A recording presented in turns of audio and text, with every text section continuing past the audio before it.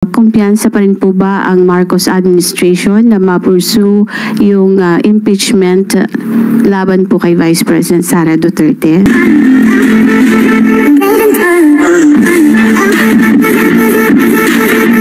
Maaari na tayong tumanggap ng inyong mga katanungan.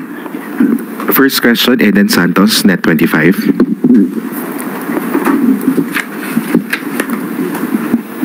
Good morning po, Yusek. Sa bagong composition po ngayon ng Senado after 2025 midterm elections, kumpiyansa pa rin po ba ang Marcos administration na ma-pursue yung impeachment laban po kay Vice President Sara Duterte? Wala pong anumang balita patungkol sa pagpursu ng Pangulo sa impeachment or sa impeachment trial ni VP Sara. So yan po ay ating tinututulan at pinasisinungalingan po. Wala pong sinasabing anumang pagkumpiyansa na para mapatalsik o matanggal sa pwesto ang Vice Presidente. Salamat po. Next question, Kenneth Pasyente, BTV. Hi ma'am, good morning po. Ma'am, with 6 administration-backed candidates in the Magic 12, how do you think this would help advance the President's legislative priorities po? Thank you. Ngayon po, na naboto na po ang mga susunod na mga leaders natin, umaasa ang Pangulo na ang bawat isa, ang lahat sa kanila, na binoto ng sambayanan, ay tutugon sa pangangailangan ng taong bayan. Ang trabaho po nila ay para sa bayan, para sa taong bayan, hindi para sa ilang interes. So anumang kulay yan, wini-welcome po talaga ng Pangulo na makaisa ang bawat leaders natin para tugunan kung ano man ang problema at magbigyang solusyon ang pangangailangan ng mga kababayan natin. At inaasahan din po ng administrasyon ang presensya ng lehitimong oppositionist. Pero lalabanan po ang mga obstructionist na nagtatago sa pangalan ng oppositionist. Mga obstructionist na maaaring pansarili lamang ang kanilang ilalaban. Next question, Chloe Hufana, Business World. Good morning po, Yusek. Does the President already have a decision if he will extend or appoint a new Securities and Exchange Commission chairman as Chairman Emil Aquino's term ends in June 6? As of this moment, we have not received any info about that. We will just give you any update if there is any. Follow-up question po. According to a Philippine Star article, merong 5 names po ang na-float na pwedeng pumalit kay Mr. Aquino. Can you confirm po kung ito yung mga tao? Si GOCC Council Solomon Hermosura, SEC Commissioner Rogelio Quevedo, former GOCC Chairman Cesar Villanueva, Romulo Babanta Council Susana Fong, and Philippine Stock Exchange COO Roel Refran. Sa ngayon po ay wala po tayong hawak na anumang details patungkol po dyan. But kapag ka po ito ay nabigay po sa atin, ipagbibigay alam po namin sa inyo kaagad. Thank you. Last na po, last na. Meron po ba tayong timeline for announcing the next SEC chair? Wala pa po tayong detalye. Thank you po. Salamat po. Next question, Ace Romero, Philippine Star. Yusek, kalahati po so far nung mga nasa Magic 12 sa Senate senatorial polls taga-alyansa. Yung iba po mga kakampi ni Pangulong Duterte, meron din po mga associated sa mga pink. Ano po ang assessment ng Malacanang dito given that the President campaigned dun sa alyansa all the way and ito po yung naging resulta? How would you assess this or how would you describe yung results na emerging ngayon sa senatorial polls? Yan po ang ibinoto ng taong bayan. Gagalangin po natin at kung ito po'y makakatulong sa administrasyon, uulitin po natin kahit ano pang kulay po niyan. Dapat isipin po ng mga bagong halal na sila po ay magtatrabaho para sa bansa, para sa taong bayan, hindi pang personal na interes o interes ng kanilang mga kaibigan o kanilang mga sinusulong na tao. So anuman po ito, kapag po nalaman po nila na ang gagawing proyekto o programa ng Pangulo ay para sa taong bayan, umaasa po tayo na sila po ay makikisa.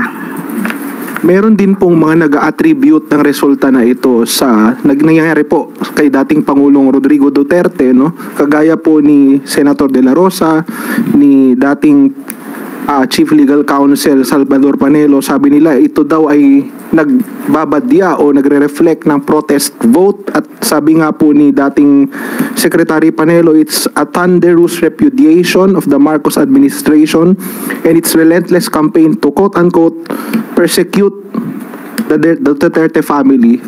Ano pong masasabi ng Malacanang? Do you share that view po? Yan lang po ang gusto nilang gawing naratibo. Unang-una po, kung may dapat managot, at ito naman po ay naaayon sa batas, dapat po managot.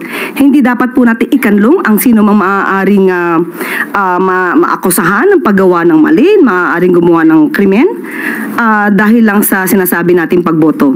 Tao po ang siyang humusga, tao po ang siyang bumoto, igalang po natin ang mga napili ng mga kababayan po natin. Wala po itong refleksyon kung ano man po ang sinasabi patungkol sa mga Duterte.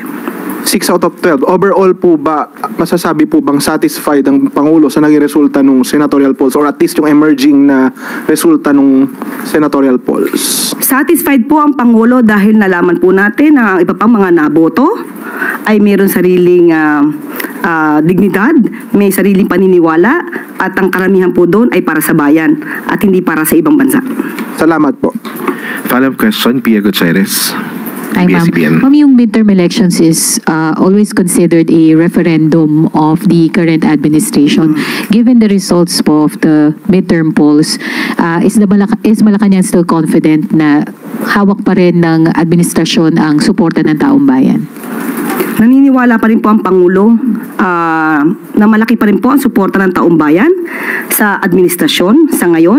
Tandaan po natin ang kahuli-hulihan pong survey ay nagpapakita po ng mataas na trust rating po ng Pangulo. May mga naglulutangan po ng mga like for example si former Secretary Harry Roque apparently saying na si President Marcos is already considered a lame duck president given the results of the election. Ano po masasabi niyo dito? Kung lame duck po ang Pangulo at parang baliwala na po ang administrasyon, dapat bumalik po siya kaagad dito. We have follow-up question from Ivan Mayrina, GMA7. Still on the results of the elections. Nabanggit niyo kanina that the President welcomes the presence of a legitimate opposition pero lalabanan ang mga obstructionist.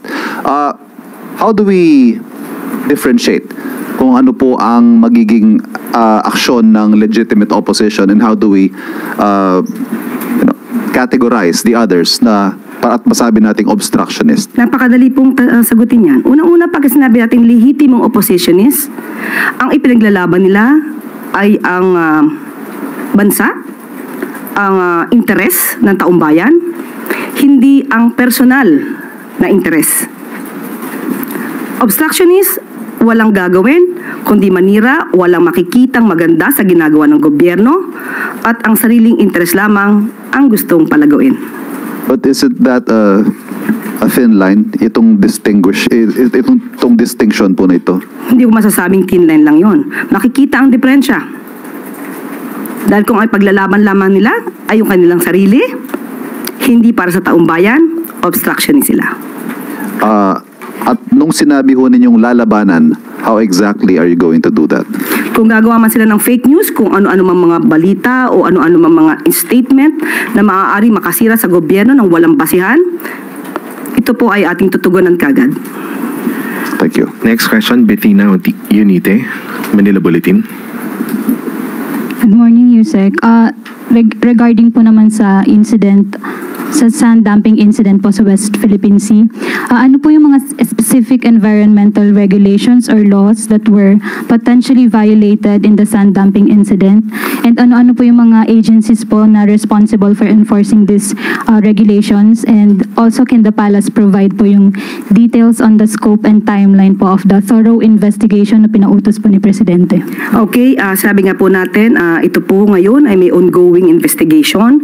Hindi po natin masasabi ang pinakadetalye nito dahil medyo sensitibo po ang mga issues dito. Pero nakausap po natin ang DENR, pero makikipag-ugnayan pa rin po sila sa NICA at saka sa Philippine Coast Guard. Siguro yun lang po ang aking maibibigay na detalye. Kung sino man po ang lumabag dito, maaari po silang kasuhan ng paglabag sa RA 7942 at RA 120641 or Philippine Maritime Zones Act, at ang isa ay Philippine Mining Act. So, for the meantime, hanggang dyan lang po muna ang ating maibibigay na detalye. Thank you, ma'am. On another topic po, hingi lang po kami ng statement from the palace kasi po President Marcos is urged to adopt PUV insurance systems for private cars sa gitna po ng mga sunod-sunod na fatal road incidents. Opo, pinag-utos na po ng Pangulo kay DOTR Secretary Vince Dizon na pag-aralan po mabuti ang proposal tungkol sa higher insurance coverage para po sa PUVs. Ito naman po ay para sa karagdagang proteksyon para sa lahat na maaari mabiktima ng negligence o aksidente sa kalsada. Pero muli, sasabihin po natin pinag-aaralan po itong mabuti kung ito ba'y nararapat at ito po ba ay napapanahon. Next question, Clay Pardilla, PTV4. Good morning po, Yusek. Yusek, how is the re-implementation of Bigas Meron na 2 days after the elections? Meron na rin po palang mga kadiwa kiosk sa palengke na nagbebenta ng bigas. Paano po nito nyo nakikita na makaka-impluwensya sa presyo ng bigas sa market? Thank you. Yes, of course. Makikita natin, no? Ito hindi lamang pang eleksyon katulad ng sinasabi nila. Bukas na po ang ibang mga kadiwa centers natin para po sa 20 pesos na bigas. So, nandito po ang ating statement patungkol dyan. Alinsunod sa direktiba ng Pangulong Marcos Jr. na palawigin pa ang programang 20 pesos or 20 bigas. Meron na. Kahapon ay nagsimula na magbenta sa ilang kadiwa centers sa National Capital Region. Available ang 20 pesos na bigas sa mga kadiwa center sa DA Central Office, Levittown at sa Barangay San Antonio sa Parañaque. AMVA, MPC Housing sa Valenzuela, Kadiwa Center at Bureau of Plant Industry Gym sa Maynila. Sa Malabon, available na rin po sa Kadiwa Center sa PFCC at PNP SPD sa Taguig. Mayroon din sa Kalentong sa Mandaluyong, Public Market sa Pasay City, Agora Market at sa City Hall ng Navotas. Bukas ay magsisimula na rin magkaroon ng 20 bigas, 20 pesos na bigas sa 32 Kadiwa Center sa Bulacan, Cavite, Laguna, Mindoro at Rizal. So, tingin po natin dahil bumababa po at nabibigyan po natin ng pagkakataon ng ating mga kababayan na makabili ng 20 pesos na kada kilo na bigas. Ang market po nito ay maaari ma-impluwensyahan. We hope na kahit sa market po ay maibaba nila ang presyo ng bigas na hindi naman po din naaapektuhan ng ating mga magsasaka. Yusek, follow-up question from Leth. Yusek, good morning po. Sa Visayas, particular sa Cebu, hindi po ba tayo nakakakita ng magiging problema dahil binanggit po na ang Cebu ay supportive yung mga LGU dito sa 20 pesos. Pero si Governor Gwen po, hindi pinala dito nakaraan. Hindi po natin nakikita na ito'y makakaapekto dahil tandaan natin ang serbisyo naman po. Sino man po ang nakaluklok dyan ay para sa taong bayan. So hindi po dapat gamitin kung nanalo o natalo ang mga kandidato. Ito po ay para sa taong bayan. So dapat po sana ang lahat na maaaring makatulong sa kanilang mga constituents ay maging bukas ang kanilang isip at bukas ang kanilang puso sa pagtaguyod ng programang ito.